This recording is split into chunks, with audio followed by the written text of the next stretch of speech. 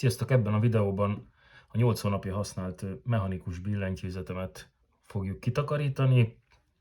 Nézzük meg, hogy ennyi idő alatt mennyi port is szedett össze. Tartsatok velem! A billentyűzet kupakok eltávolításához erre az egyetlen egy eszközre lesz szükség.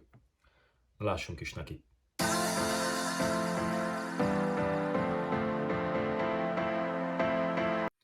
Most, hogy az összes kupakot eltávolítottuk, láthatjuk is, hogy mégis mennyi szennyeződés rakódott le ez alatt a 8 hónap alatt, de mielőtt letakarítanám, megmutatom nektek közelről is. Lássuk! Na, hát akkor nagyjából erről lenne szó, nem tudom, hogy mennyire adja majd vissza a videó, de nem mondanám sok pornak, kevésnek se. Szerintem ez egy teljesen vállalható állapot még. És akkor álljunk neki a takarításnak. A kupakokról sem feledkeztem meg, azokat is egyesével el fogom takarítani.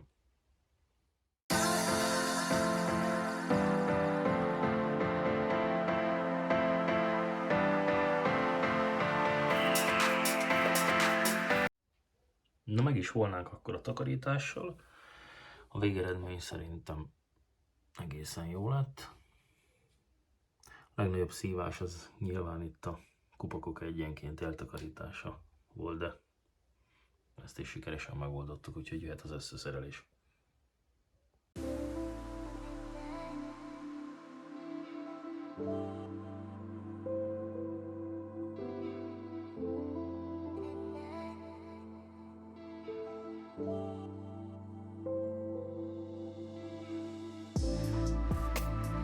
Akkor ennyi lett volna ez a videó.